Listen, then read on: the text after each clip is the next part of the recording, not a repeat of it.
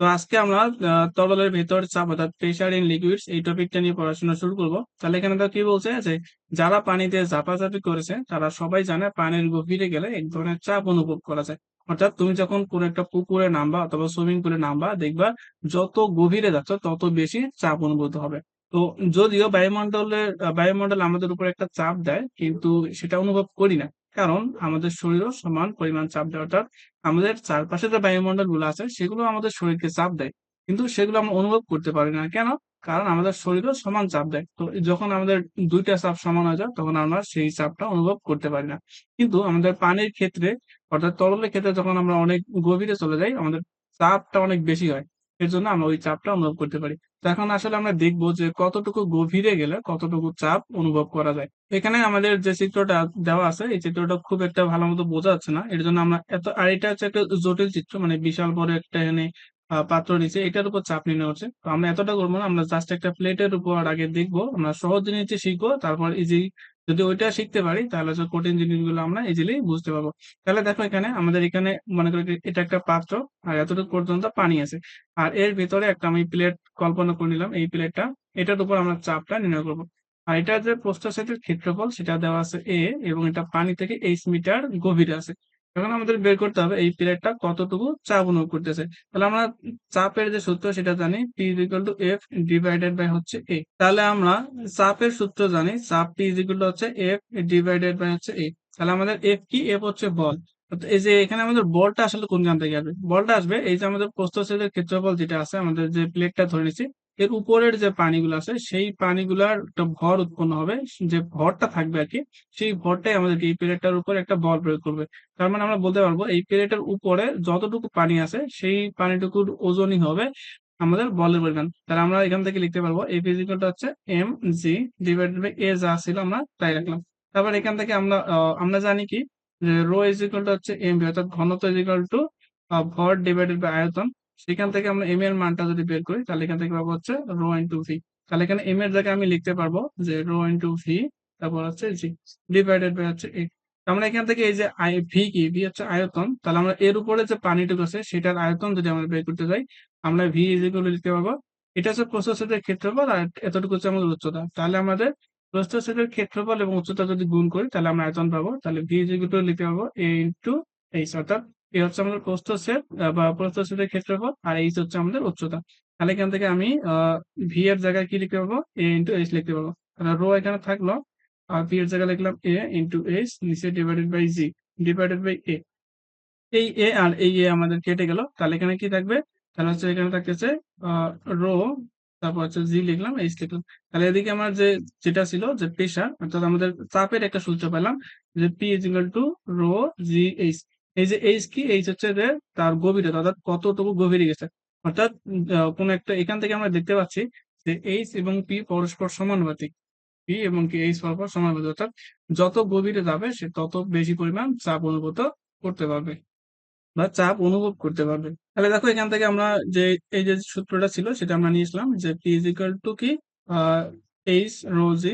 তাহলে এখান থেকে একটা জিনিস খেয়াল করতে পারবো যে নির্দিষ্ট ঘনত্বের তরলে গভীরতার সাথে চাপ বাড়তে থাকবে, অর্থাৎ যত গভীরতা বাড়বে আমাদের চাপ তত বাড়তে থাকবে। তারপর দেখো এখানে আমাদের খুবই ইম্পর্টেন্ট একটা উপাত্ত দেওয়া আছে যে বলছে যে পানির বেলায় আনুমানিক প্রতি 10 মিটার গভীরতায় বাতাসের চাপের সমপরিমাণ চাপ বেড়ে যায়।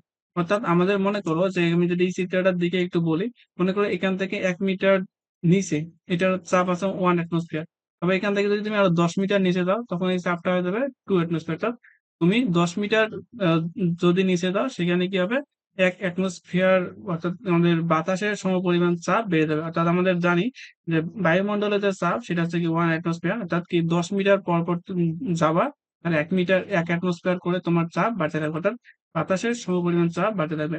আর এটাকে আমরা 1 অ্যাটমসফিয়ার বলতে পারি, অর্থাৎ যেটাকে যদি আমরা আবার প্যাসকেলে নিয়ে যাই তখন আমাদের চাপটা হবে এটা আমি এভাবে মনে রাখি যে 100 1 325, অর্থাৎ 100 1 325 এত প্যাসকেল, মানে এটা আমাদের আর কি জাস্ট মনে রাখার জন্য এইভাবে মনে রাখতে পারে 100 1 325। তাহলে এখানে আমাদের এই চাপটা অবশ্যই মনে রাখতে হবে, আমাদের ম্যাথ করার সময় কাজে লাগবে। তো এখানে একটা বিষয় খেয়াল রাখতে হবে, এখানে জাস্ট একটা গ্রাফ দিচ্ছে, সেটা হচ্ছে যে গভীরতা যত বাড়বে আমাদের পানির চাপ তত বাড়বে। এটা যে প্রথমেই তো দেখলাম আমাদের সূত্র যে পি ইজ ইকুয়াল টু কি এইচ রো জি। জি এর মান তো আমাদের কনস্ট্যান্ট। তারপর যে কোন একটা নির্দিষ্ট তরলের ক্ষেত্রে যদি আমরা কল্পনা করি তাহলে এখানে আমাদের যে ঘনত্ব থাকবে সেটাও কনস্ট্যান্ট। তাহলে পি আমাদের নির্ভর করতেছে এইচ এর সাথে। তাহলে এইচ যত বাড়বে আমাদের চাপের পরিমাণ তত বাড়বে। তাহলে এখানে দেখো এইচ আস্তে, আস্তে আমাদের বাড়াইছে। এইরকম ভাবে আমাদের কি যে চাপের পরিমাণটা আস্তে, আস্তে বাড়ছে। এটা জাস্ট একটা সিম্পল গ্রাফ তোমরা জাস্ট মনে রাখবা। আচ্ছা আসো আমাদের পরীক্ষায় এই ম্যাথ গুলো এমসিকিউ তে আসতে পারে। খুবই ইম্পোর্টেন্ট। ম্যাথ গুলো আমরা একটু দেখে নেই। এখানে প্রথমেই বলছে যে তিমি মাছ সমুদ্রপৃষ্ঠ থেকে 2100 মিটার গভীরতায় যেতে পারে। সেটি কত চাপ সহ্য করতে পারে? আর ধরে নাও যে প্রতি 10 মিটার গভীরতার জন্য 1 অ্যাটমসফিয়ার চাপ বাড়ে। এটা সিম্পল আমরা একদম ওই যে ঐকিক নিয়ম দিয়ে করতে পারি। মানে এখান থেকে দেখো যে 10 মিটারের জন্য কি তার চাপটা হচ্ছে 1 অ্যাটমসফিয়ার। তাহলে আমরা এখান থেকে লিখতে পারবো যে 10 মিটারের জন্য আমাদের চাপ হচ্ছে 1 অ্যাটমসফিয়ার। আমাদের কত গভীরে গেছে? গভীরে গেছে হচ্ছে 2100 মিটার। তাহলে আমরা এখান থেকে লিখতে পারবো যে 2100 আমরা এক এক মানে 1 মিটারের জন্য যেটা সেটা বের করে নিতে পারি। তাহলে আমরা যদি 1 মিটারের জন্য বের করি তাহলে 1 মিটারের জন্য কি হবে? এই 10 এদিকে গিয়ে ভাগ হবে। তাহলে 1 ডিভাইডেড বাই 10 অ্যাটমসফিয়ার। তারপরে এখান থেকে আমাদের দেওয়া আছে কত? 2100। তাহলে আমরা এখান থেকে লিখতে পারবো যে 2100 জন্য হবে 1 গুণন হচ্ছে 2100 ডিভাইডেড বাই হচ্ছে 10। তাহলে এই শূন্য এই শূন্য কেটে গেল। তাহলে এখান থেকে থাকতেছে 210 অ্যাটমসফিয়ার। তাহলে আমি এখান থেকে আমরা শেষ পর্যন্ত পাইলাম কত? যে 210 অ্যাটমসফিয়ার। অর্থাৎ এখানে যে তুমি মাছটা 2100 মিটার অর্থাৎ 2100 মিটার গভীরতায় গেছে সে চাপ অনুভূত করছে 210 অ্যাটমসফিয়ার। এখানেও দেখো তাই দেওয়া আছে। আচ্ছা এর পরবর্তী এটা যাওয়া যাক। তাহলে এখানে তো কি বলছে যে পানির নিচে প্রতি 10 মিটার গভীরতায় 1 অ্যাটমসফিয়ার চাপ বেড়ে যায়। আর ডাইভাররা সর্বোচ্চ 1000 ফিট অর্থাৎ 305 মিটার গভীরতা পর্যন্ত গিয়েছে। সেখানে তাদের কতটুকু চাপ অনুভূত হচ্ছে? অর্থাৎ আমরা এখানে ওই যে আগের যেভাবে করলাম সেভাবে আমরা কিন্তু করতে পারবো। তাহলে এখানে আমরা ওই আগের মতো ঐকিক নিয়মেই করবো। তাহলে এখান থেকে লিখতে পারবো যে 10 মিটারের জন্য আমাদের প্রেসারের পরিমাণ হচ্ছে যে 1 অ্যাটমসফিয়ার। তারপর 1 মিটারের জন্য হবে 1 ডিভাইডেড বাই 10। আর এখানে গেছে কত? এটা কিন্তু ফিটে। তোমরা যদি এই ফিটটা নিয়ে করতে চাও তাহলে এটাকে 10 মিটারটাকে আগে ফিটে নিতে হবে। তাহলে এখানে যে 10 মিটারের জায়গায় আমাদের এত feet is equal to 1 atmosphere লিখতে হবে। তো এখানে মিটার যেহেতু দেওয়া আছে তাহলে আমরা আর অ্যাটমসফিয়ার কি বলে ফিটে যাওয়ার দরকার নেই, মিটার দিয়ে করলেই হলো। তাহলে এখানে 305 মিটারের জন্য হবে 305 এর জন্য হবে 305.30।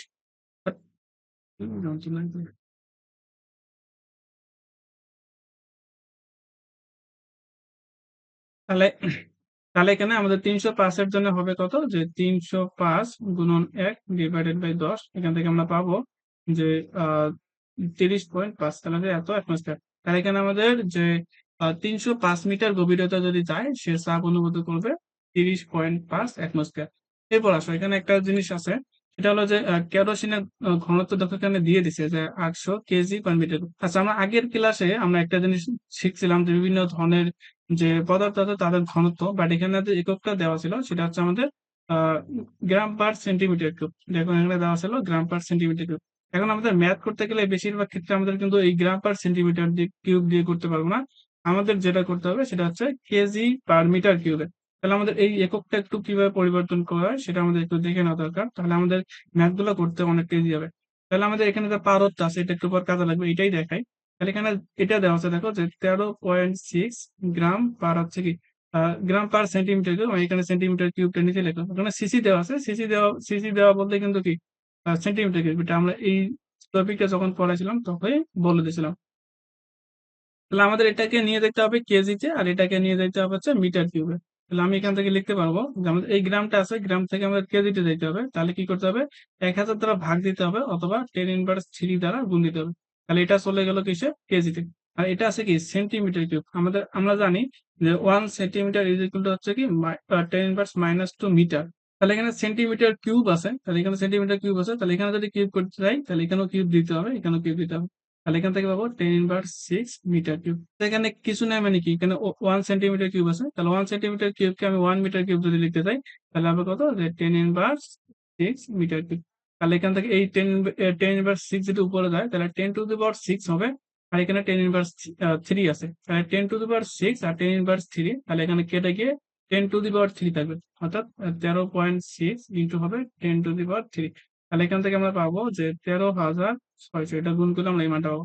তাহলে এটা যে মানটা পেলাম সেটা আমাদের কি হবে? সেটা হবে যে কেজি পার হচ্ছে মিটার কিউব। তাহলে এই এককটা আমাদের মনে রাখতে হবে।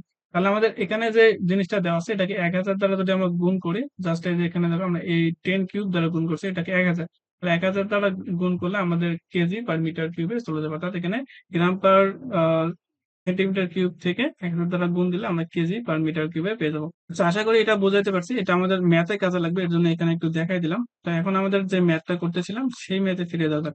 তাহলে এখানে দেখো কি আছে, যে কেরোসিনের ঘনত্ব এখানে দেখো কেজি পার মিটার কিউবে আছে, এটা আছে 800। তারপর পানির ঘনত্ব 1000, আর পারদের ঘনত্ব আছে 13,600 কেজি পার মিটার। এগুলো কিন্তু ফিক্সড মান, এগুলো তোমরা একদম মুখস্থ করতে পারো, অনেক সময় এমসিকিউর জন্য আসতেও পারে।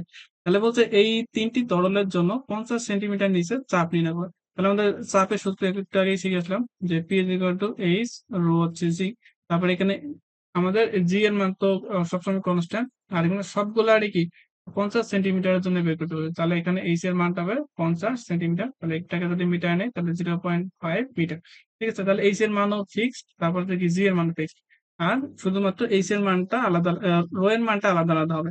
অর্থাৎ যখন আমরা কেরোসিন ব্যবহার করবো তখন আমাদের রো এর মানটা হবে কত, 800, আর আমরা যখন পানি ব্যবহার করবো তখন 1000, আর যখন পাওয়ার ব্যবহার করবো তখন হচ্ছে 13,600।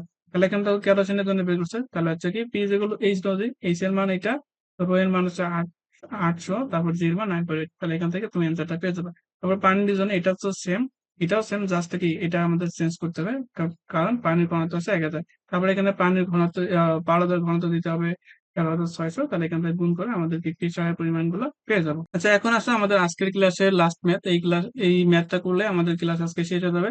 তো এখানে দেখো আমাদের কোশ্চেনটা বলছে যে কেরোসিন, পানি এবং পারদ এই তিনটি তরলের গভীরতায় 1 অ্যাটমসফিয়ার এর সমান চাপ হবে। অর্থাৎ আমাদের 1 অ্যাটমসফিয়ার এর সমান চাপ কত হবে, মানে কত গভীরতায় 1 অ্যাটমসফিয়ার আমরা চাপ পাবো সেটা বের করা লাগবে। আবার বলতেছি যে কেরোসিনের কত মিটার আহ, গভীরতায় গেলে 1 অ্যাটমসফিয়ার চাপ পাবো সেটা বের করতে বলছে। তা পানির কত মিটার নিচে গেলে 1 অ্যাটমসফিয়ার চাপ পাবো সেটা বের করতে বলছে, এবং পারদের কত মিটার নিচে গেলে 1 অ্যাটমসফিয়ার চাপ পাবো সেটা আমাদের নির্ণয় করতে বলছে। তাহলে এটা আমরা কিভাবে করতে পারি, দেখো একটু আগে যে আমরা সূত্র শিখছি সেটা দিয়ে কিন্তু ইজিলি করতে পারবো। এখানে যদি একটু ইয়ে করছে, আলাদা নিয়মে করছে, আমি জাস্ট ওইটা কিভাবে করব সেটা দেখা যায়। আমরা জানি যে পি ইকুয়াল টু হচ্ছে এইচ রো জি, এখান থেকে আমাদের কত গভীরতা বের করতে বলছে, তার মানে এইচ এর মানটা বের করতে বলছে। তাহলে এইচ এর যেগুলো আমরা লিখতে পারবো পি ডিভাইডেড বাই হচ্ছে রো ইন্টু জি। তাহলে আমরা যদি প্রথমে যে কেরোসিন আছে, কেরোসিনের জন্য যদি বের করি, তাহলে এখানে পি এর মানটা 1 অ্যাটমসফিয়ারে বের করতে বলছে, বাট এখানে যে রো এর একক, জি এর একক গুলো মিটার পার, মনে করো রো এর একক আছে কেজি পার মিটার কিউব। এখানে আমাদের যে প্রেশারটা আছে এর এককটা আমাদের নিতে হবে আচ্ছা প্যাসকেলে। অর্থাৎ এখানে প্যাসকেল বলতে কি বোঝায়, প্যাসকেল বলতে কিন্তু metre per metre square maybe, অথবা নিউটন পার মিটার। দেখ আমাদের এখান থেকে এর জন্য এখানে যে এককটা আমরা ব্যবহার করব, অর্থাৎ এই প্রেশারের যে মানটা ব্যবহার করব সেটা হলো প্যাসকেলের যে মানটা সেটা। তো আমরা একটু আগে দেখলাম যে 1 অ্যাটমসফিয়ার ইজ ইকুয়াল টু যে মানটা হয় প্যাসকেলে সেটা হলো 101,325, এটা হচ্ছে প্যাসকেল। ঠিক আছে, তাহলে আমাদের পি এর মানটা এটা ব্যবহার করতে হবে। তাহলে আমি এখানে লিখবো যে 101, তারপর 325 ডিভাইডেড বাই রো এর মান আমাদের যদি কেরোসিনের জন্য ব্যবহার করি, তাহলে কেরোসিনের জন্য আমাদের হচ্ছে 800 গুণন আর হচ্ছে 9.8। তাহলে এখান থেকে যদি তুমি ক্যালকুলেশন করো তাহলে কিন্তু অ্যান্সারটা পেয়ে যাবে। তাহলে এটা যদি তুমি ক্যালকুলেটরে করো তাহলে এখান থেকে পাবা যে 12.92, তাহলে আছে এত মিটার। তাহলে এখানে দেখো আমাদের অ্যান্সার দেখো তাই দেওয়া আছে যে কেরোসিনের যখন বের করছে সেটা কি 12.92। তাহলে এটা তুমি কেরোসিনের জন্য বের করলে, এখন যখন পানির জন্য বের করবা, যে পি এর মানও সেম, তারপরে এটাও সেম, শুধুমাত্র কি এখানে যে 800 আছে এই 800 জায়গা হচ্ছে তুমি পানির যে ঘনত্ব 1000 তখন 1000 লিখবা। আর যখন এখানে বলছে কি পারদের, তাহলে পারদের একটু আগে আমরা দেখেছিলাম সেটা কত 13,600। তাহলে এখানে যে 800 লিখছিলাম, পারদ যখন বের করবা পারদের চাপ তখন লিখবা এখানে কত, যে 13,600। তাহলে কিন্তু অ্যান্সার গুলো পেয়ে যাবা। তাহলে এখান থেকে তুমি ইজিলি অ্যান্সার গুলো বের করতে পারবা। তো এখানে যেভাবে করছে সেই টপিকটা যদি একটু বলতে চাই, আসলে একটু বলে দেই যে কিভাবে এখানে ম্যাথটা করছে। আচ্ছা দেখো এখানে যে ম্যাথটা ছিল সেই ম্যাথটা বোঝানোর আগে কিছু আমি বেসিক টপিক আগে একটু বোঝাই দেই, যাতে আমাদের ম্যাথ গুলো বুঝতে অনেকটা সুবিধা হয়। তো আমি এখানে দুটা পাত্র নিয়ে আসলাম, ধরে নিলাম যে এখানে যে পাত্র তরলটা আছে সেই তরলের যে ঘনত্ব সেটা ধরে নিলাম 10। আমি জাস্ট এগুলা মানগুলো ধরলাম, আমি এখানে একক একক নিয়ে আসছি না, জাস্ট তোমাদের বোঝানোর জন্য। তাহলে এটা ধরে নিলাম যে এটার ঘনত্ব 10 আর এটার ঘনত্ব হচ্ছে কত, 1। আমি মনে করো যে এখানে যে তরল দুটো আছে এই দুটো তরলের মধ্যে আমি 1 অ্যাটমসফিয়ার কতটুকু গভীরে গেলে 1 অ্যাটমসফিয়ার হবে সেটা নির্ণয় করবো। আমি ধরে নিলাম যে এখানে যখন দেখলাম যে এখান থেকে 2 মিটার নিচে যখন নামলাম, 2 মিটার এখানে যখন আমরা নিচে নামছি তখন আমি 5 অ্যাটমসফিয়ার বা 5 অ্যাটমসফিয়ার পেয়ে গেছি। এখন যদি আমি এখান থেকে এটার ঘনত্ব কিন্তু 10, এটার ঘনত্ব কত? এটার ঘনত্ব হচ্ছে 1।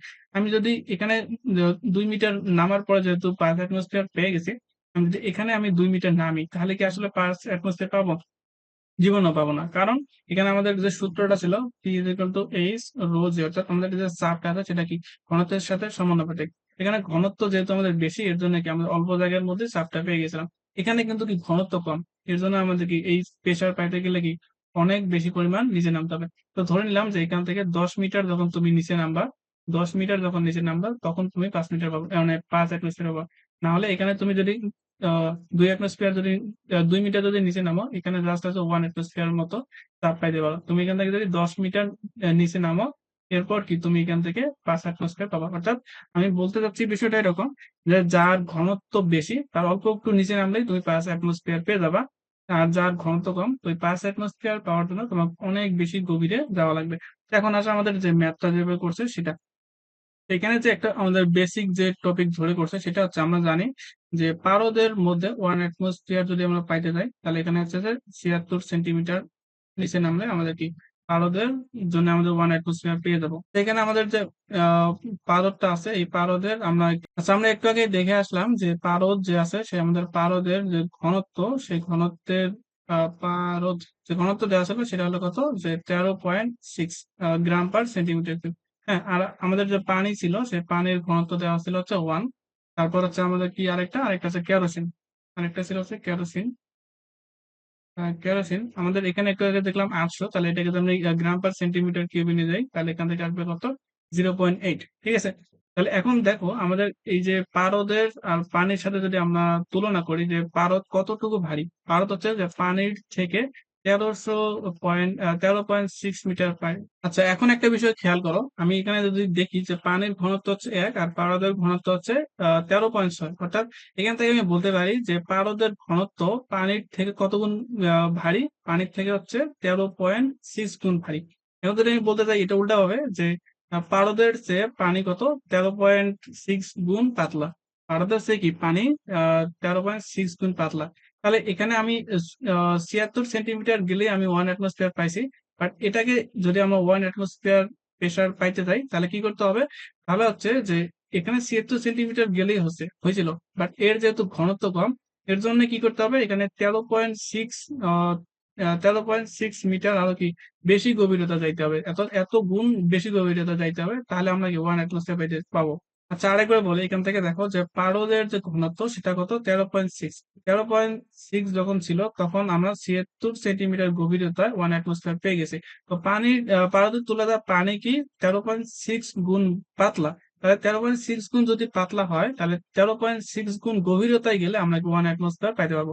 এর জন্য এখানে আমরা কি করবো, এই যে 76 সেন্টিমিটার পারদে আমরা 1 অ্যাটমসফিয়ার পেয়ে গেছিলাম, বাট পানির ক্ষেত্রে ওই 1 অ্যাটমসফিয়ার পাওয়ার জন্য আমাদের কি 13.6 গুণ গভীরতা দিতে হবে। তাহলে আমরা এখান থেকে যখন গুণ দিব তাহলে আমরা কি অ্যান্সারটা পেয়ে যাবো। অর্থাৎ এখান থেকে যে অ্যান্সারটা পাবো সেটা সেন্টিমিটার পাবো, এখান থেকে আমরা মিটার নিতে পারবো। তারপর এখান থেকে যদি আমরা এই কেরোসিনের বিষয়টা খেয়াল করি তাহলে কেরোসিন কি করতে হবে, তাহলে আমাদের দেখতে হবে যে পাউডার চেয়ে আমাদের কেরোসিন কত গুণ পাতলা। তাহলে কত গুণ পাতলা সেটা যদি বের করতে চাই তাহলে 13.6 ডিভাইডেড বাই 0.8, এখান থেকে আসবে হচ্ছে 17 গুণ। অর্থাৎ পাউডার চেয়ে কেরোসিন 17 গুণ পাতলা। তাহলে 17 গুণ যেহেতু পাতলা, তাহলে একই চাপ পাওয়ার জন্য আমাদের 17 গুণ বেশি গভীরতা যেতে হবে। তাহলে এটার যে আমাদের গভীরতা যাওয়া লাগছিল এটা কি আমাদের 17 গুণ গভীরতায় বেশি দেওয়া লাগবে। তাহলে এখান থেকে যে অ্যান্সারটা পাবো সেটা হচ্ছে কত পাবো। ও আচ্ছা, এটাকে তোমরা এই পানির সাহায্যে নির্ণয় করতে পারো। তো পানির সাহায্যে নির্ণয় করলেও হবে, অথবা পারদের সাহায্যে নির্ণয় করলে হবে। তাহলে এটা যদি আমি গুণ করি তাহলে গুণ করলে পাবো হচ্ছে যে 1292, তাহলে হচ্ছে 1292 এত সেন্টিমিটার। এটাকে যদি আমি মিটার নেই তাহলে আমরা লিখতে পারবো 12.92 মিটার। এই যে আমরা প্রথমেই কিন্তু এই ম্যাথটা করছিলাম। তাহলে এখান থেকে যদি তুমি গুণ করো, এই যে মাঝখানেটা 76 গুণন 13.6, তাহলে এখান থেকে পাবো হচ্ছে যে 1000, এখান থেকে পাবো যে 1033.6। তাহলে এখান থেকে আমি যদি হচ্ছে যে মিটার নিতে যাই তাহলে কি করতে হবে, তাহলে হচ্ছে যে 100 দ্বারা ভাগ দিতে হবে, তাহলে এখানে পাবো 10.336, অথবা এখান থেকে লিখতে পাবো 10.34 এত মিটার। তাহলে আশা করি এগুলো বুঝতে পারতাম। মানে সিম্পল কথা হচ্ছে যে যেহেতু পারদের চেয়ে পানি 13.6 গুণ পাতলা, এর জন্য কি 13.6 গুণ গভীরতা যাইতে হবে, তাহলে আমরা কি একই পরিমাণ চাপ পাবো। এর জন্য 13.6 দ্বারা গুণ দিছি। আবার এখানে পারদের চেয়ে তোমার কেরোসিন কত গুণ পাতলা, 17 গুণ পাতলা, এর জন্য আমাদের কি 17 গুণ বেশি গভীরতা দিতে হবে, তাহলে আমরা কি একই পরিমাণ চাপ পাইতে পারবো। তাহলে এখান থেকে গুণ করে আমরা পাচ্ছি 12.92 মিটার। এখানে এই জিনিসটা, এত বড় জিনিসটা জাস্ট এখানে লিখে দিছে। তো তোমরা যদি বুঝতে পারো তাহলে তো বেটার, আর নাহলে আমি যেভাবে বুঝালাম সেটার জন্য ভাবলাম তো মনে থাকে, তাহলে কি তুমি এই জিনিসগুলো ইজিলি সলভ করতে পারবা।